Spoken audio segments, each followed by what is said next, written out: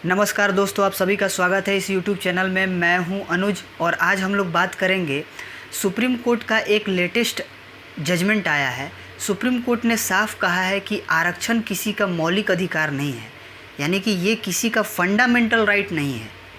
तो क्या है पूरा मामला, आइए इस वीडियो में जानेंगे। तो देखिए, तमिलनाडु की जितने भी राजनीतिक पार्टियाँ हैं, अमूमन ऐसा देखा गया है जनरली कि तमिलनाडु में जितने भी विपक्षी पार्टियां हैं वो बहुत कम मुद्दों पर एक साथ आती हैं, या यूँ कहिए कि नहीं आती, काफ़ी कट्टर विरोधी मानी जाती है एक दूसरे की। लेकिन एक ऐसा मामला जिसको लेके ये सभी इकट्ठे एक जगह पे आ गए और सुप्रीम कोर्ट ने भी हैरानी जताई इस मामले में। सुप्रीम कोर्ट भी चकित रह गया। इस मामले में हुआ यूँ कि तमिलनाडु के पूरे राजनीतिक पार्टियां मिल के सुप्रीम कोर्ट में एक याचिका लगाया इन्होंने, और इन लोगों का मांग था कि नीट के अंतर्गत जो मेडिकल में सीटें फुलफ़िल होती हैं उसमें 50% रिजर्वेशन जो है वो दिया जाए ओबीसी वर्ग को। और सुप्रीम कोर्ट ने इसको हालांकि माना नहीं, सुप्रीम कोर्ट ने इसको नहीं माना और उनको मद्रास हाई कोर्ट में जाने का आदेश दिया गया। पर ये जो सोच है, आप देखिए कि जब भी इस देश में चुनाव आता है या जब भी किसी राज्य में चुनाव आता है, चाहे आप हरियाणा ले लीजिए, वहाँ अलग जाट और गुजरों का समस्या, आप यूपी देखिए, आप बिहार देखिए, बिहार में एक राष्ट्रव्यापी अब आरक्षण मोर्चा शुरू होने वाला है क्योंकि बिहार में भी इलेक्शन होने वाला है। फिर आप दक्षिण भारत में देखिए, तो जब भी आप देखिएगा कि इलेक्शन आएगा, शिगुफा छोड़ा जाएगा एक प्रकार से आरक्षण का। देखिए, अगर बात करें बाबा साहेब भीमराव अंबेडकर का, तो उन्होंने केवल 10 वर्षों के लिए ही, शुरुआती में 10 वर्ष के लिए ही आरक्षण दिया था। एक जगह ये भी बताया जाता है कि उनका ये भी मत था कि हर 10 वर्ष पे जो ये समीक्षा वाला मामला है, इसके जगह पे 20-30 साल तक ही डायरेक्ट आरक्षण दे दिया जाए और उसके बाद भविष्य में इसको कभी लागू ही न किया जाए। कुछ इस प्रकार से किया जाए कि 30 साल तक रहे, उसके बाद कभी इसको फिर वापस कोई लाना भी चाहे तो नहीं लाए। कुछ इस प्रकार का उनका सोच था। और भीमराव अंबेडकर का भी यही कहना था कि हम ये चाह रहे हैं कि जो समाज में पीछे पंक्ति में जो लोग छूट गए हैं उनका रिप्रेजेंटेशन संस्थाओं में कैसे हो। देखें कि धीरे धीरे आप देखेंगे कि जब भी राज्यों में अलग अलग राज्यों में जब चुनाव होगा तो ये जितने दलित चिंतक या सेकुलर टाइप के लोग हैं, ये सभी बात करेंगे कि आरक्षण हमारा अधिकार है। ये आपका अधिकार नहीं है, ये बस आपको रिप्रेजेंटेशन देने के लिए था कि आप जो नहीं जा पा रहे हैं तो उन वर्गों के लोग भी कम से कम पार्टिसिपेट कर पाएँ संसद से लेके हर संस्थाओं में। लेकिन अब क्या हो रहा है, अब ठीक इसका दुरुपयोग हो रहा है, ठीक इसका उल्टा हो रहा है। ये था कि आप अपने से कहते हैं ना कि बैसाखी के रूप में था कि आप नहीं चल पा रहे हैं तो कम से कम खड़े हो जाएं और उस चलने का कोशिश करें। अब आप ये कह रहे हैं कि ये बैसाखी ही मेरा जन्मसिद्ध अधिकार है, ये तो मेरा राइट है, ये मेरा फंडामेंटल राइट है, आप इसको छीन नहीं सकते हैं।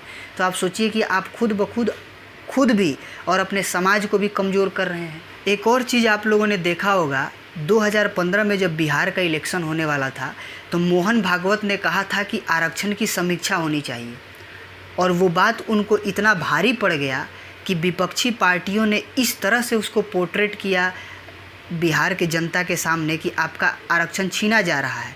और उसमें तमाम पार्टियां थी, कांग्रेस जैसा राष्ट्रीय पार्टी हो या आरजेडी जेडीयू जैसा क्षेत्रीय पार्टी, सब ने ये आरोप लगाया था कि केंद्र सरकार दलितों के आरक्षण छीन रही है, ओबीसी के आरक्षण छीना जा रहा है।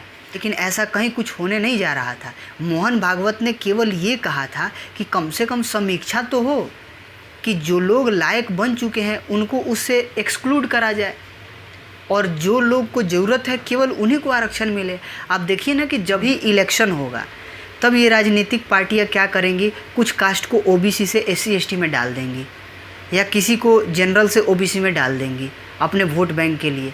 लेकिन आप देखिए कि 70 साल में अगर कोई आरटीआई लगाए, कोई पूछे तो पता चले 70 साल में मुझे लगता है कि ना के बराबर ऐसा कोई कास्ट होगा जिसको ये माना गया हो कि हाँ भाई ये कास्ट अब फुल्ली डेवलप हो चुका है या इसकी अब ज़रूरत नहीं है, आरक्षण नीति इसको नहीं देना चाहिए, इसको आरक्षण से बाहर रखना चाहिए और उसको एक्सक्लूड किया गया हो। ऐसा कहीं नहीं देखने को मिलेगा आपको।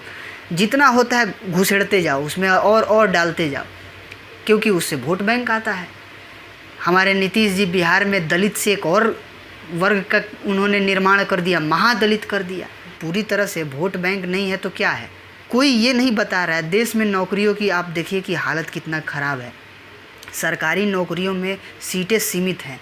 अगर आप आरक्षण को लेके हिंदुओं को आपस में लड़वाते हैं या इतने बड़े जन समुदाय को आपस में वैमनस्य पैदा करवाते हैं केवल इसलिए ताकि मेरा वोट बैंक सुरक्षित रहे, तो ये नहीं होना चाहिए। और इसी क्वालिटी जो हम लोग का डिग्रेड हो रहा है आरक्षण के कारण, इसके कारण हम लोग स्वावलंबी कैसे बनेंगे? आप बताइए कि हमारे पास, हम लोगों के देश में ऐसा माना जाता है कि डिग्रियां तो हैं पर सब के सब बेरोजगार हैं। क्यों हो रहा है ऐसा? इसके मूल में जाएंगे तो आरक्षण एक बहुत बड़ा कारण आपको मिलेगा। आप ये ना समझें कि हम लोग आरक्षण के विरोधी हैं। आरक्षण का कोई विरोध नहीं कर रहा है। बात केवल इतना ही है कि जो लोग सक्षम हो चुके हैं, अब ओबीसी में तो क्रीमी लेयर का कॉन्सेप्ट है कि भाई अगर आप सक्षम हो गए हैं, 8 लाख से ऊपर आपका इनकम है, हस्बैंड और वाइफ दोनों A1 क्लास के जॉब में है या B ग्रेड के भी जॉब में है लेकिन हस्बैंड वाइफ दोनों है, उसका एक क्राइटेरिया है, तो आपको आरक्षण का लाभ नहीं मिलेगा। लेकिन SC ST में भी अब ये क्रीमी लेयर का जो कॉन्सेप्ट है ये SC ST में भी लगाने की ज़रूरत है। जो लोग संपन्न हो चुके हैं या जो दलित हमारे भाई IAS बन चुके हैं, बड़े बड़े पदों को सर्व कर चुके हैं, अब उनके भविष्य में उनके जनरेशन को आरक्षण देना कतई सही नहीं है, क्योंकि सामाजिक रूप से, शैक्षणिक रूप से, आर्थिक रूप से वो सबल हो चुके हैं।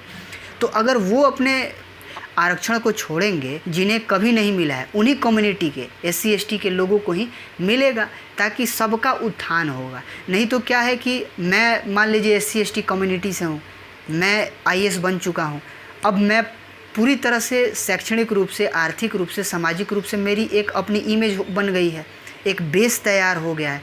अब मेरे बच्चे को कभी दिक्कत नहीं होगा।